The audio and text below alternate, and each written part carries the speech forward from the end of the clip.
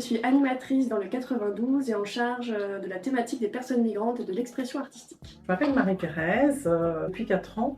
Je suis bénévole au Secours catholique, à la fois en accueil de jour et sur l'accompagnement des personnes migrantes. Je m'appelle Amar, je suis d'origine algérienne, 5 ans que je suis là avec ma femme et mes 2 enfants. Je suis bénévole au Secours catholique depuis 5 ans.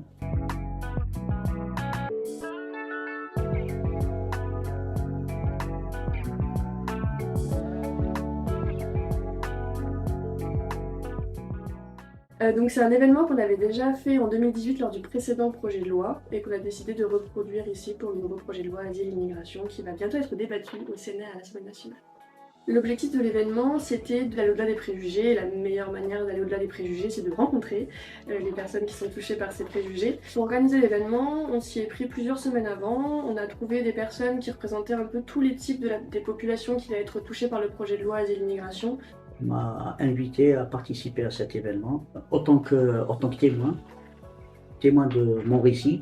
Dans la démarche de la délégation, c'est de donner quelque part un visage au sans-papier. Se mettre dans une position où le fameux sans-papier, c'est un humain, c'est un visage. Aussi de témoigner de la réalité d'immigrants, des demandeurs d'asile en France. Et pour moi, c'était une évidence qu'il fallait aller expliquer au plus grand nombre les difficultés rencontrées par ces personnes. Et on s'est retrouvés tous les lundis après-midi pendant 2-3 heures pour discuter, préparer les récits, etc. À la mesure des semaines, on a demandé aux personnes de trouver un titre pour leur livre et de choisir un petit peu un axe pour raconter leur récit. Ce qui a été mis en place pour la préparation de cet événement a été vraiment extraordinaire. Ça a à la fois été, je dirais, faire connaissance avec les gens, découvrir leur parcours, etc. Mais également des répétitions. C'est-à-dire que chacun répétait son discours et le fait de répéter, on se rôde et donc voilà, on arrive le jour J, on n'a plus besoin de notes, on n'a plus besoin de rien, on sait ce qu'on veut raconter, quoi. On voulait vraiment que les députés soient placés dans une posture d'écoute. Donc le jour de l'événement, ils se sont installés, il y avait toujours un binôme de personnes qui témoignaient et le parlementaire. Et le but c'était qu'il écoute la personne pendant 5 minutes. Pour moi, c'était un événement. Un événement très important parce que quand même on est à l'Assemblée, on est face à des parlementaires. Passer le premier instant, à partir du moment où on a des convictions et qu'on veut faire passer des messages et faire passer ses convictions, ça va tout seul, quoi.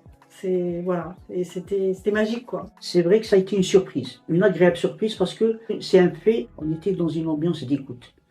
Quand on était face aux parlementaires, on était face à quelqu'un qui était à l'écoute, très à l'écoute, qui était sensible à ce qu'on disait.